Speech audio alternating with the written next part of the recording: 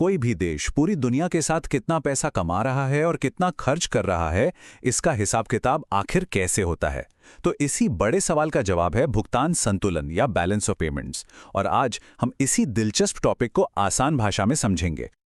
तो चलिए एक नजर डालते हैं कि आज हम क्या-क्या जानने वाले हैं।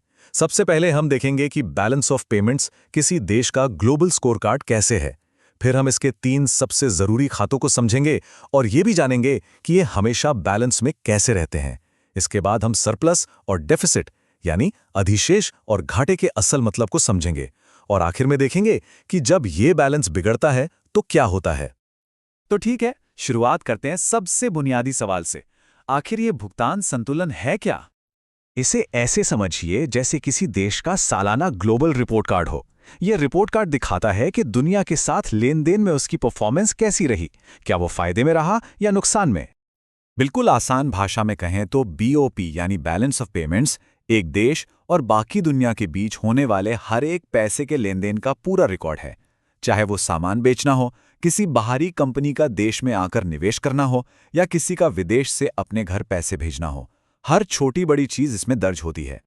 तो सवाल ये उठता है कि भाई इसकी इतनी अहमियत क्यों है?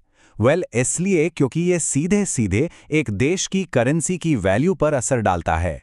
अगर कोई देश ज्यादा कमा रहा है तो जाहिर है उसकी करेंसी की डिमांड बढ़ेगी।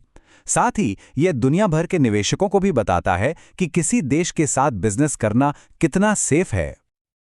अच्छा, तो अब हम ये तो जान गए कि ये रिपोर्ट कार्ड कितना जरूरी है। तो चलिए अब इसे जरा खोलकर देखते हैं कि इसके अंदर है क्या। देखिए, ये रिपोर्ट मुख्य तौर पर 3 हिस्सों या कह लीजिए 3 खातों में बटी होती हैं और हर खाता एक अलग कहानी सुनाता है। इस पूरे कॉन्सेप्ट को समझने का सबसे आसान तरीका है इसे अपने घर के बजट से कंपेयर करना। देखिए, जैसे हम सबके पास एक हिसाब होता है आमदनी और रोज के खर्चों का, फिर कुछ इन्वेस्टमेंट और सेविंग्स का, और हाँ, एक इमरजेंसी फंड भी होता है, राइट? बिल्कुल ठीक इसी तरह एक देश के भी ये 3 खाते होते हैं। तो सबसे पहला है करंट अकाउंट या चालू खाता। ये बिल्कुल हमारी महीने की इनकम और खर्च वाली डायरी जैसा है। इसमें देश ने कितना सामान और सर्विसेज बेची और कितनी खरीदी, उससे होने वाली सारी कमाई और खर्च का हिसाब रहता है। अब दूसरा है कैपिटल अकाउंट या पूंजी खाता। ये हमारे इन्वेस्टमेंट्स और सेविंग्स वाले हिस्से जैसा है।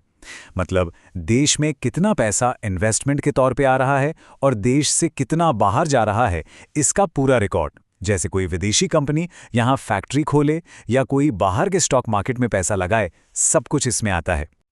और आखिर में तीसरा है रिजर्व अकाउंट। जैसा नाम से ही साफ है, ये एकदम हमारे इमरजेंसी फंड की तरह है।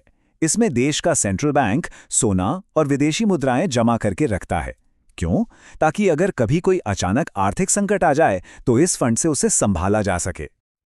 अच्छा, अब यहाँ एक बहुत ही दिलचस्प चीज आती है। देखने में तो ये तीनों अकाउंट्स अलग अलग लगते हैं, है ना? लेकिन असल में ये एक ऐसी अटूट मैथ्स इक्वेशन से जुड़े हैं जो हमेशा, और मेरा मतलब है हमेशा, बैलेंस में रहती है। और ऐसा इसलिए होता है क्योंकि अकाउंटिंग का एक सीधा सा नियम है, डबल एंट्री बुककीपिंग। इसका मतलब है कि हर ट्रांजैक्शन 2 जगह रिकॉर्ड होता है। अगर कहीं से पैसा आया यानी क्रेडिट हुआ, तो कहीं ना कहीं उतना ही पैसा गया भी होगा यानी डेबिट। हर क्रेडिट का एक बराबर का डेबिट होता ही होता है। इसका सीधा सा मतलब यह हुआ कि अगर एक अकाउंट में घाटा है तो बाकी के 2 अकाउंट्स में मिलाकर उतना ही फायदा यानी सरप्लस होना जरूरी है, ताकि आखिर में सब कुछ मिलकर 0 हो जाए। ये एक मैथमेटिकल आइडेंटिटी है, ये कभी गलत नहीं हो सकती। लेकिन ठहरिए, अगर सब कुछ हमेशा 0 पर बैलेंस हो जाता है तो फिर हम न्यूज में क्यों सुनते हैं कि फलाना देश घाटे में चल रहा है या सरप्लस में है? ये थोड़ा कंफ्यूजिंग है ना? चलिए इस पहेली को सुलझाते हैं। देखिए, सच तो यह है कि जब भी न्यूज में घाटे या सरप्लस की बात होती है तो वो पूरे बैलेंस ऑफ पेमेंट्स की बात नहीं कर रहे होते। वो आमतौर पर सिर्फ एक हिस्से यानी करंट अकाउंट की बात कर रहे होते हैं, क्योंकि देश की असली आर्थिक सेहत का पता यहीं से चलता है। तो आसान शब्दों में, करंट अकाउंट में सरप्लस का मतलब है कि देश बेच ज्यादा रहा है और खरीद कम रहा है, यानी नेट कमाई हो रही है। और इसके ठीक उलट डेफिसिट यानी घाटे का मतलब है कि देश अपनी कमाई से ज्यादा खर्च कर रहा है और इस एक्स्ट्रा खर्च के लिए उसे बाकी दुनिया से एक तरह से उधार लेना पड़ रहा है।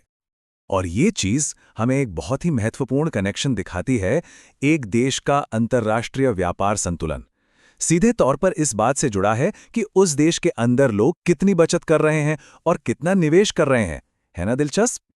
तो अब सवाल ये है कि अगर कोई देश लगातार घाटे में चलता रहे तो क्या होता है, और इस प्रॉब्लम को ठीक करने के लिए उसके पास क्या-क्या रास्ते हैं? मोटे तौर पर देखें तो ऐसी सिचुएशन में एक देश के पास दो बड़े ऑप्शंस होते हैं। पहला ऑप्शन, जो कि एक शॉर्ट टर्म सॉल्यूशन है, वो है अपने इमरजेंसी फंड यानी विदेशी मुद्रा भंडार से पैसा निकालकर घाटे को पूरा करना।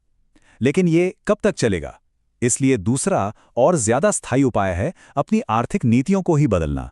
ऐसे बदलाव करना जिससे खर्च कम हो और कमाई बढ़े। और यहीं पे इकोनॉमिक्स का एक बड़ा ही मजेदार पैराडॉक्स सामने आता है। सोचकर देखिए, एक देश अपने घाटे को कम करने के लिए अपनी करेंसी की वैल्यू गिरा देता है। लॉजिक ये है कि इससे उसका सामान विदेशों में सस्ता हो जाएगा और एक्सपोर्ट बढ़ेगा। लेकिन अक्सर इसका अचानक उल्टा असर देखने को मिलता है। इसे कहते हैं जे कर्व इफेक्ट। होता यह है कि जैसे ही करेंसी की वैल्यू गिरती है, जो सामान हम बाहर से मंगवा रहे हैं वो तो तुरंत महंगा हो जाता है।